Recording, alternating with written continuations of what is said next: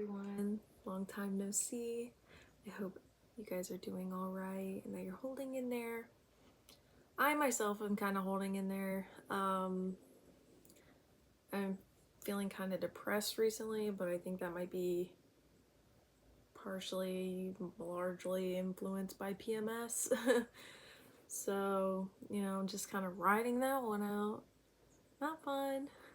And I've had this video idea in mind for a while because it was actually suggested to me by a commenter on either my last video or the video before that.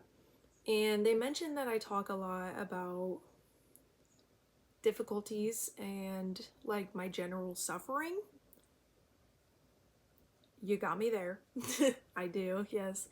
But I don't really speak on how I have gotten past it or moved towards recovery, you know what I mean?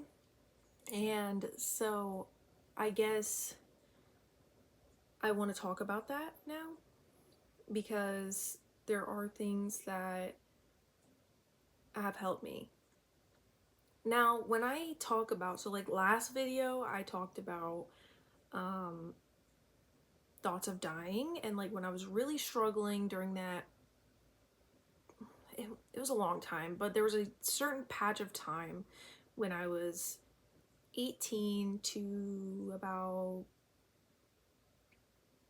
20, 18 to 20, that it was really bad, unbearably bad.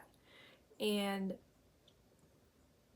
during that time, I thought back and I was like, what got me through it? And my partner was a big support. Honestly, the way that I was back then, because we weren't together very long, and I was, when we started talking, I was very deeply unwell, I guess you could say. And he kind of stuck it out and was there and helped me through some things that a lot of people wouldn't, and that a lot of people would say is I'm toxic or a bad person, difficult to be around. I was the type of person where if I didn't get a text back quick enough, it would send me spiraling. If I wasn't around, it would send me spiraling. I was extremely unstable. If the proof of them being there wasn't right in front of me, it disappeared. It was never a thing. That was a big support. The only support I really had at that time was them. Big reason I kept holding on. So things like dragging me out, even if it was just to sit in a parking lot or something, just getting me out of my dark room was a big part of it, because at the time I was living with my grandparents and I was not doing well. They were not kind. One of them was more unkind than the other, but whatever. Dragging me out, even if it was to do nothing. Talking, I kind of trauma dumped. They listened to me, they, whatever. And looking back, I feel like that kind of behavior was very clearly I was unwell, but the thing is that, and it wasn't appropriate. I'm not saying it was good. It wasn't good behavior. But the thing is that I was honest and I was clear, and it was honestly a little much. It was a little much. Goodness gracious, I can't believe it. Bro stuck it out through all of that.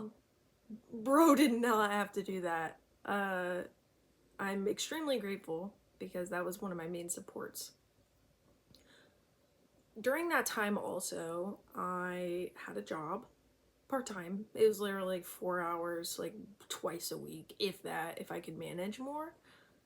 And I remember playing video games, like to drown out the whatever else was going on in my head. I would sit and literally my schedule was I would play Stardew Valley for 8 hours straight, sleep for 8 hours, then I work, or I would play Stardew Valley from the time I woke up, and then if I had to go to work, like 20 minutes before work, which I was only 5 minutes away, so like 20 minutes before work, like I wouldn't even shower, and then I would go to, like, I would come home, play Stardew Valley for a few hours, and then, until like I couldn't stay awake anymore, and I'd go to bed. Like, it was an obscene amount of like playing video games. Is that healthy? No, it wasn't healthy at all, actually. But it was enough to keep me alive. You know what I mean? Are these good things? No, not at all. But I'm still here, and I can't look back and say that it didn't, at the very least, it distracted me. It wasn't like a healthy coping mechanism. In excess, because of how much I was doing it, it could be like if you were whatever playing games and like doing other things to take care of yourself, I feel like then it would be fine. But the it was escapism. It was straight up escapism, and it's a nice game. So that's what I did. And those were really the two things that got me through it the most. My therapist really helped me out big time. Medicine, they really messed up my medicine. At first doctors thought I had schizophrenia, because when they hear hallucinations, they think schizophrenia, which, I mean, you know, kind of, it makes sense. Like, I'm not saying like whatever, but when you're taking antipsychotics and you don't need those medicine, it really messes you up. Like, it really messed me up. And I kept myself, if I was in danger, I went to the psych ward, and I was agreeable. I took the time I needed to be safe, and then I left. Now, that was when I was at my worst, okay? That was when, like, it was like I was struggling to survive, okay? So that's how I got through it back then. Also, trying to remember if I did anything else. Like, I'm trying to remember more. It was such a dark time. Like, it's like sifting through like blank cards. Like, a lot of it is just kind of a blur to me, and all I can, like, when I think of that time, all I can feel is like the sorrow and the pain, which really sucks. But then, so let's go a little past that into the pieces of my life where I started like inching towards stability, where I was more like, I was able to function more than I was before. Like, when it was, like, when I was just straight oh my god, when I was straight up fighting, when I was straight up fighting for my life. What the hell? And then when it became just like serious depression, it was a little different. When that happened, I really drowned myself in like cleaning, because at this point we had an apartment. We have an apartment, and I really drowned myself in cleaning, but it was like an extremely unhealthy amount of cleaning. But it made me feel good to do something productive and something that I thought was meaningful, which it is, don't get me wrong, but I drowned myself in it, and I became so like overwhelmed and angry and irritable. A lot of the time of like my mental illness is just like learning how to do things that are, I don't know, just learning how to do things not in excess. Like, if something works, it's like, this is the only, like, you know, I latch onto it and I'm like, this is the only thing like that's keeping me good, you know what I mean? Now, what do I do to, oh my god, I totally forgot. Journaling. I journaled I've journaled like my whole life, and I really fell off. Like, I don't think I had touched my journal in months, like since last week. Like, I started journaling again last week after not journaling for like 4 months straight. But my whole life I've always kept a journal, and I wrote down. And I think I don't know how I forgot that. I That'll help a lot. Like, getting your thoughts out there and like having it on a page, even if it's, because I kind of used it as like a proof of pain, because like nobody, a lot of people like didn't believe me or didn't care or didn't whatever, you know what I mean, didn't understand. So like it was like truth to me. A lot of crazy entries from that time, but it helped. Journaling is a big one. Recommend journaling. There's nothing bad that can come out of it. You just need to sit and just like, eventually you'll just kind of like walk through what you want to write down. And like in my head, it's like I'm speaking and like my hand is like going, you know, I'm just writing things as my brain is coming up with them. And I think that that is really important. It's really good for getting like working through your own feelings, because I noticed when I wasn't journaling, like my brain got really scattered. Like I felt like I was just going through every day in a blur, and living like that is extremely uncomfortable. And I feel like a lot of people live that way, because I realized, I was like, as soon as I stopped doing the things that, like, I was taking care of myself, life seemed to go by. Just, I woke up, the day happened, I was miserable, I was tired, and then I went to bed. And it was like a cycle that just like kept going over and over. And I would just wake up, wouldn't feel good, and I'd go to bed, and I don't even like remember what's happened very much over the past couple months. Like, when you have a journal, you can just flip back to whatever day you want, and you can be like, oh, that's what I was thinking then. Oh, that's what I was like then. I have no recount. Like, I don't, like, if you ask me what happened last month, like, I have no idea. I have no concept of time whatsoever. I have to write it down. Big one. And I'm sure if you have a therapist, oh my god, that makes my head look like an egg. That's so embarrassing. And if you have a therapist, I'm sure your therapist told you as well, journaling is extremely important. I said all that just to put my hair back. Anyway. I also picked up crochet, which I will thank my friend for that, because they gave me a little tiny crochet kit that they didn't want. Like, they ordered it and didn't like it, or didn't, it was difficult. So I actually picked it up. I picked up crocheting. No idea when that was. I feel like it's been a year, maybe a year, over a year, I don't know, something like that. And I actually, right here, oh my god, that's so embarrassing, it's caught on the charger. I'm trying to show you what I was working on, but I guess that's just gonna have to be like that. It's a little star. It's a star, like I'm working on making a star granny square. And this is something that like really got me through my days.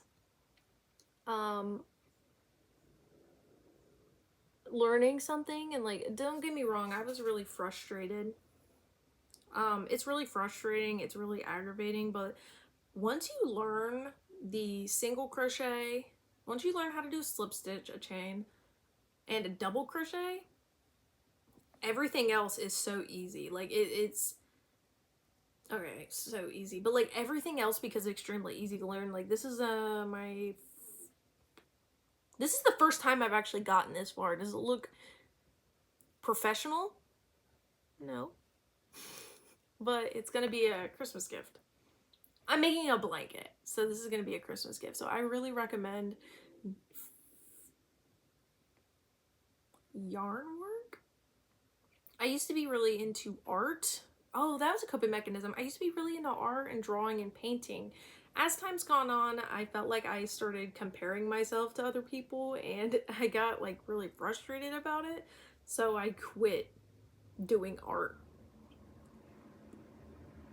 Don't know why I did that, but now it manifests as, sorry, there's a car outside. It manifests.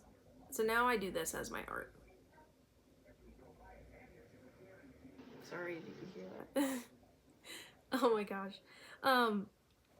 So yeah, crochet really helped me. Don't get it twisted. I have really struggled with this. I started it.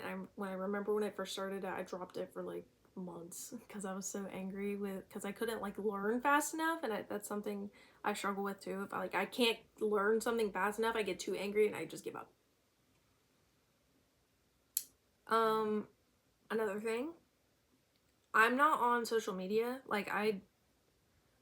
Okay, I don't have Instagram anymore. I used to sit and scroll through Instagram reels, like, and I noticed it made me miserable. And my therapist told me one time, because I was just seeing like all these terrible things, and like I am very sensitive to negativity, I guess. Like I'm sensitive to bad things happening. You know what I mean? Like when I would hear, and that I feel like that, and that's all social media is. It's like people, it's all about clicks, you know, and people say crazy shit on there, like not even believing it, just to rile people up. And it got to the point where like it feels so real though, and like it's hard to remind yourself. And I start like feeling like everyone in the world's evil, and like it scared me so bad, even though that's not true.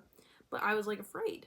I found myself being afraid all the time because I was like, these people are so evil. Like I can't believe so many people out here feel like this or think like this, and it's not true. But I remember my therapist told me, she's like, why don't you delete Instagram for 1 week? Why don't you just try it for 1 week and see what happens? And I was like, okay. Never went back. Never went back. I noticed like I suddenly had so much more free time in my day that honestly just got like filled up with other stuff that was important, like this, or doing the dishes, or I don't know, washing the sheets, making, you know, like taking care of myself and my home, because I felt like I would spend hours just mindlessly doing nothing, and then that at the end, like I would feel so drained and I didn't do anything. You know what I mean? So that helped. That's another thing that helped, getting rid of Instagram. If you sit and like consume a lot of short form content, I'm sure you understand like that feeling of emptiness after. If you can, oh god, I hate how all the stupid social media platforms are doing that too. But I still have like YouTube, obviously. Like I don't scroll on like YouTube shorts or anything. Like sure, I'll watch one, but I really try to keep myself mindful that I'm not like start scrolling, because once you start, it's kind of like over, you know what I mean? You can't stop. And it's everywhere, so, and they purposefully make it like extremely clickable because you know you're trying to activate that little monkey brain neuron crap that makes you click click click click, click, you know what I mean? um so yeah, that too, that really helped, really helped. I might get do a little deeper dive into that. Crochet, people help, like just one person you can really trust is enough. Like if you have more, fine, you know, that's wonderful. Talk to people about how you're feeling, bro. Like of course, ask and be like, hey, you know, I'm dealing with some really difficult things. I've had to call I've had to call crisis centers. Call a crisis center. I don't know. I've called 988 once, and it didn't feel very helpful. But that's just to me personally. There are, like, I'm not saying don't call them. Like, of course, if you're in a crisis and you need to talk to somebody, like 100% talk to somebody. But if there's like smaller crisis centers, I noticed that maybe they're less rushed. You know what I mean? Like less rushed. Maybe that's what it was. I don't know. Less rushed, and are able to, I don't know, talk you through it a little more, because that's the most important thing, is like feeling understood and feeling like you're seen. That really helped. Taking care of yourself really helps. Showering. I remembered a period some months ago when I was like shower averse. Like, it felt bad to shower. Not like I was too tired, not that I was whatever. It felt like I couldn't. Like, it was the devil to shower or something, which I don't know where that comes from. It's something mentally ill related, very clearly, but I don't know. It wasn't like I was too tired or anything. It was like I didn't want to. Like, I was like actively avoiding it, which I had never really had before. Don't have that anymore, which I never really had a problem with that, but it just kind of stuck around for a while and went, which is kind of how things are. You just kind of have to write it out a lot of the time, which is really frustrating because you want a cure, and it's just not there. Every day is different. Like, every time, like, my PMS, 1 week before, 1 week, TMI, 1 week before my cycle, I always really struggle with mental health a lot worse than usual. And I don't feel like that's talked about very much. Like, I hear like, oh, PMSing, like, it's not something taken very seriously, but I notice like I get really bad. Like, it is a significant downturn in like my mood and just pain, and it really sucks. So, if you struggle with that, I see you. Also, I don't feel like I've ever talked about it. I've never talked about it. I actually got engaged back in August. I didn't really talk about it. I was always just talking about suffering, which is important. Like, I'm not saying that's a bad thing. That was important. But you deserve a happy ending as well. You know what I mean? You deserve a happy ending, and it's out there for you.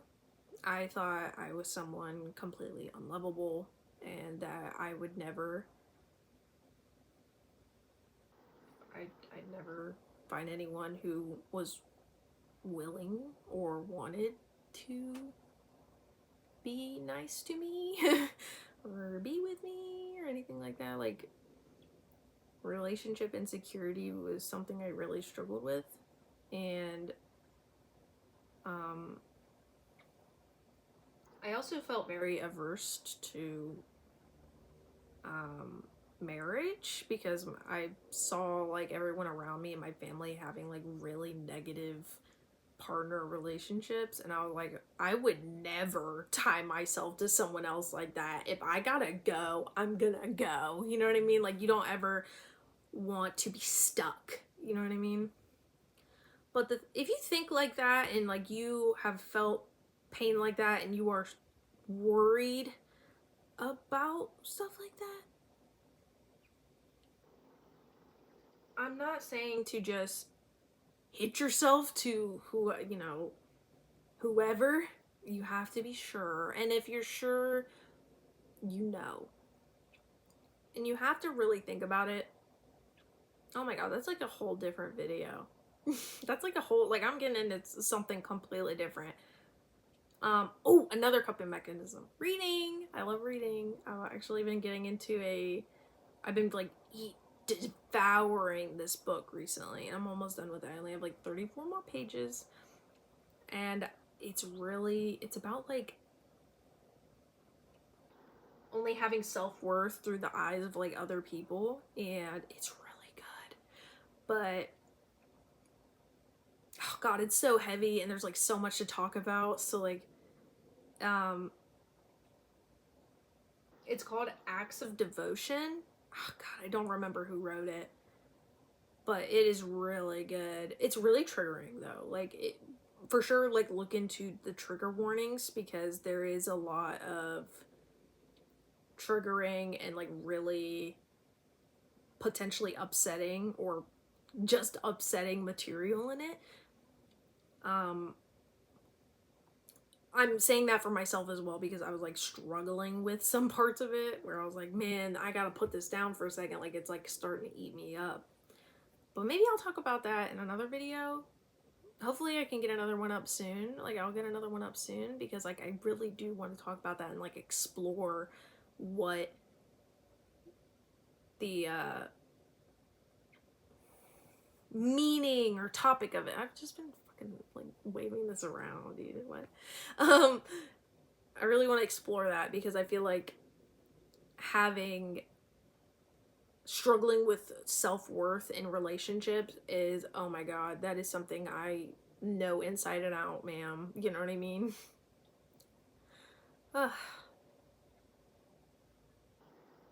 Anyway,